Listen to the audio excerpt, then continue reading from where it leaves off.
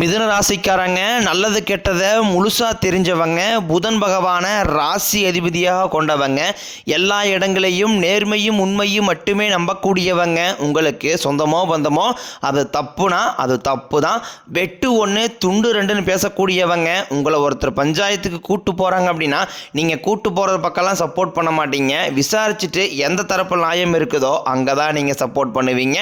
உண்மை நியாயத்திற்கு மட்டுமே என்றைக்குமே கை கொடுப்பீங்க. உண்மைக்கு புறம்பாக எந்த ஒரு விஷயத்தையுமே செய்ய மாட்டீங்க. இதனால தான் உங்களுக்கு நிறைய கஷ்டங்களும் துன்பங்களும் அதிகமாகவே ஏற்பட்டுக்கிட்டு இருக்கு.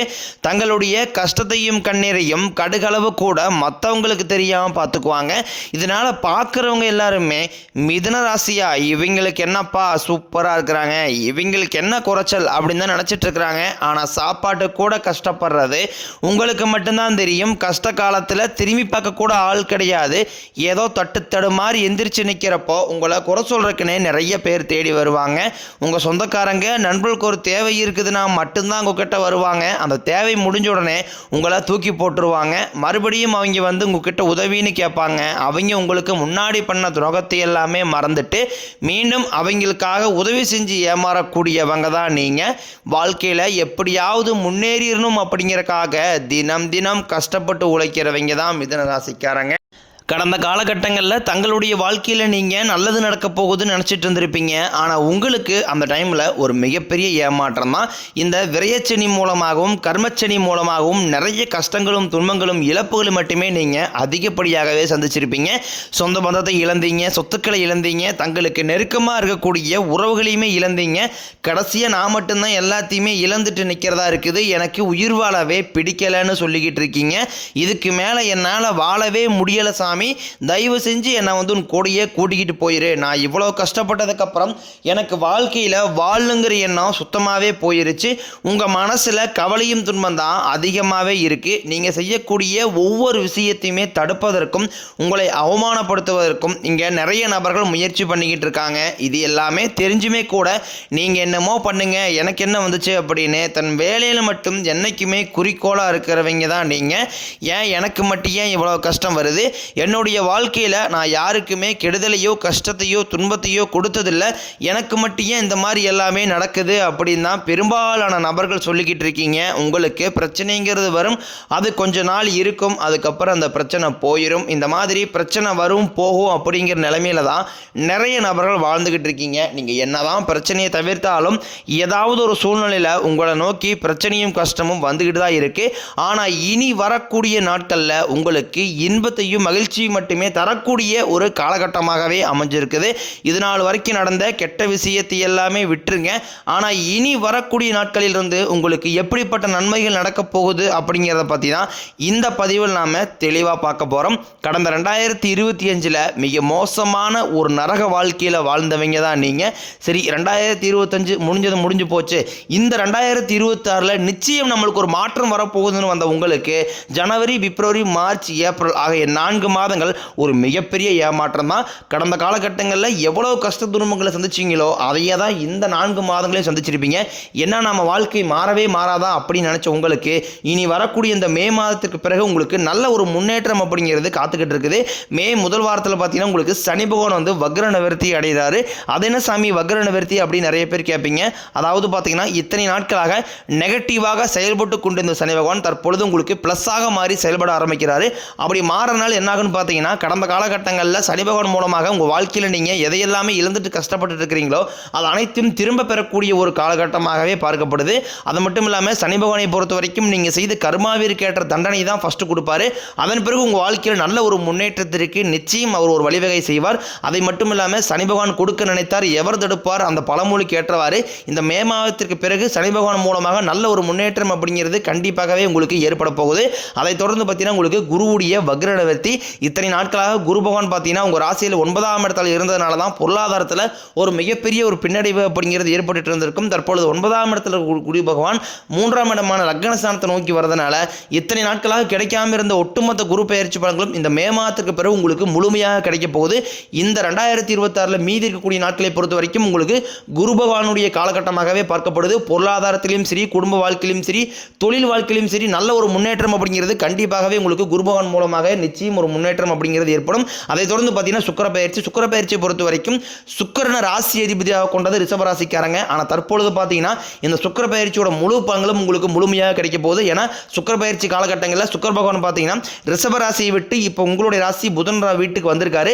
புதன் பகவானும் சுக்கிர பகவானும் சேர்க்கை பார்த்தீங்கன்னா அடுத்து வரக்கூடிய 5 மாதங்களுக்கு இதனுடைய முழு பலன்களும் மிதுன ராசிக்காரங்களான உங்களுக்கு முழுமையாக கிடைக்கிறதுனால ஒரு உச்சத்திற்கு போகக்கூடிய வாய்ப்புகள் என்பது இந்த மே மாதத்துக்கு பிறகு உங்களுக்கு கண்டிப்பாக ஏற்பட போகுது. அதை தொடர்ந்து பார்த்தீங்கன்னா உங்களுக்கு 5 வருட கிரகங்களுடைய சேர்க்கை, இந்த 5 வருட கிரகங்களுடைய சேர்க்கை என்பது கிட்டத்தட்ட ஒரு ராஜயோகத்திற்கு இணையான ஒரு நாட்களாகவே பார்க்கப்படுது. அடுத்து வரக்கூடிய ஒரு 8 மாதங்களை பொறுத்த வரைக்கும் இந்த ராஜயோக காலகட்டம்னே சொல்லலாம். அந்த அளவுக்கு நல்ல ஒரு முன்னேற்றம் அப்படிங்கிறது கண்டிப்பாகவே உங்களுக்கு எதிர்பார்க்கப்படுது. கடந்த காலகட்டங்களில் நல்ல ஒரு வேலைங்கிறது கிடைச்சிருக்காது. ஏதோ ஒரு கிடைக்கிற வேலைக்கு ஒரு 10,000 சம்பளத்துக்கோ 5,000 சம்பளத்துக்கோ ஒரு வேலையை வேறு வழியே இல்லாமல் செஞ்சுக்கிட்டு இருந்திருப்பீங்க. ஆனால் இனி வரக்கூடிய நாட்களில் நீங்கள் படித்த படிப்புக்கு ஏற்ற மாதிரியும் உங்களுக்கு பிடிச்ச மாதிரியும் நீங்கள் ஒரு அரசாங்க வேலைக்கு ட்ரை பண்ணாலும் சரி, இல்லை ஒரு ஐடி ஜாப்போ ப்ரைவேட் ஜாப்போ பேங்க் சீரோ நீங்கள் எங்கே வேலைக்கு ட்ரை பண்ணாலும் அந்த ஜாப் அப்படிங்கிறது உங்களுக்கு நிச்சயமாக கிடைக்க போகுது. கோர்ட்டு கேஸ்னு ரொம்ப நாட்களாக அலைஞ்சிட்டு இருக்கிற நபர்களுக்கு விரைவில் உங்களுக்கு சாதகமாகவே தீர்ப்பு வரும். சொத்து பிரச்சனையும் உங்களுக்கு சாதகமாகவே முடியும். சனி பகவானினுடைய பார்வை உங்களுக்கு நேரடியாகவே இருக்குது. இதன் மூலம் வருமானம் அப்படிங்கிறது பல வழிகளில் வரும். தொழிலில் லாபம் சற்று அதிகமாகவே கிடைக்கும். அரசியல்வாதிகளை பொறுத்த வரைக்கும் புதிய பொறுப்புகள் புதிய பதவிகள் எல்லாமே தானாகவே உங்களை வந்து சேரும். ராகு கேதுவால உங்களுடைய செல்வாக்கு உயரும், உடல் ஆரோக்கியம் மேம்படும், சங்கடங்கள் நீங்கும். மறைமுகமாக உங்கள் தொழில் வாழ்க்கையிலும் சரி இல்லற வாழ்க்கையிலும் சரி நிறைய நபர்களும் தொல்லை கொடுத்துருப்பாங்க.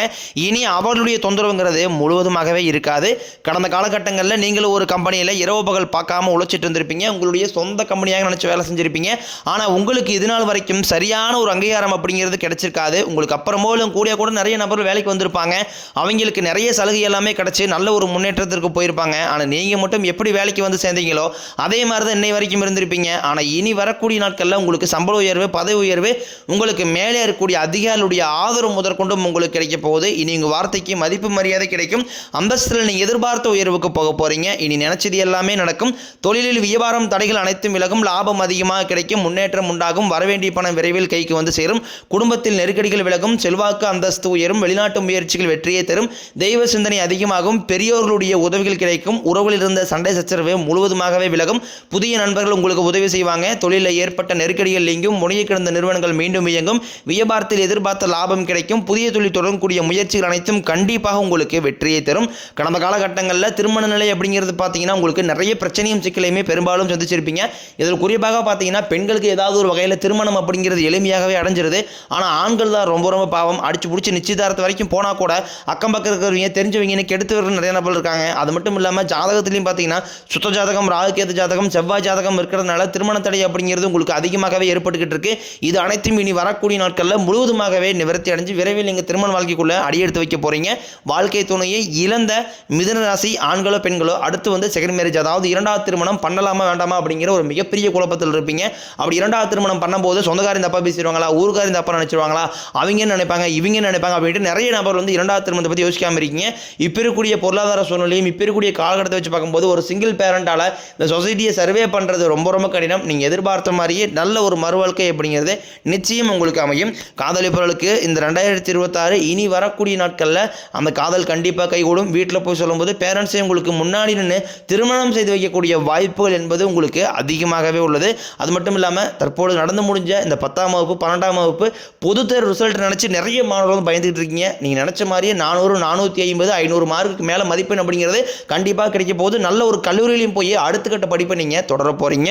இனி வரக்கூடிய நாட்களில் கடினமான காரியத்தையும் சுலபமாக செஞ்சு முடிப்பீங்க. உங்கள் எளிமையான பேச்சு திறமையால் நீங்கள் அனைவரையுமே கவர்ந்து இருப்பீங்க. சமூகத்தில் உங்கள் பெயருக்கும் புகழுக்கும் படிப்படியாக முன்னேற்றம் வரப்போகுது. சிலருக்கு படிப்பதற்காகவும் வேலை விஷயமாகவும் தொழில் விஷயமாகவும் வெளியூர் வெளிநாடு போகக்கூடிய வாய்ப்புகள் எல்லாமே கிடைக்க போகுது. உங்கள் குடும்பத்தில் கடந்த காலகட்டங்களில் எந்த ஒரு சுப நிகழ்ச்சியுமே நடந்திருக்காது. இதை நினச்சி வீட்டில் கூடிய பெரியவங்க எல்லாமே ரொம்ப வருத்தப்பட்டு இருந்திருப்பாங்க. ஆனால் இனி வரக்கூடிய நாட்களில் உங்கள் குடும்பத்தில் திருமணம் சீமந்தம் புதிதாக வீடு கட்ட ஆரம்பிப்பீங்க. கிரகப்பிரவேசம் போன்ற சுப நிகழ்ச்சிகள் எல்லாமே நடக்க போகுது. மிதுன ராசியை பொறுத்த வரைக்கும் நீங்கள் ஆண்களோ பெண்களோ அரசு வேலையோ தனியார் வேலையோ கூலி வேலையோ நீங்கள் எதிர்பாராத வருமானம் அப்படிங்கிறது உங்களுக்கு இரட்டை மடங்காக கிடைக்க போகுது. சேமிப்பு அப்படிங்கிறது பல மடங்காக உயரப்போகுது.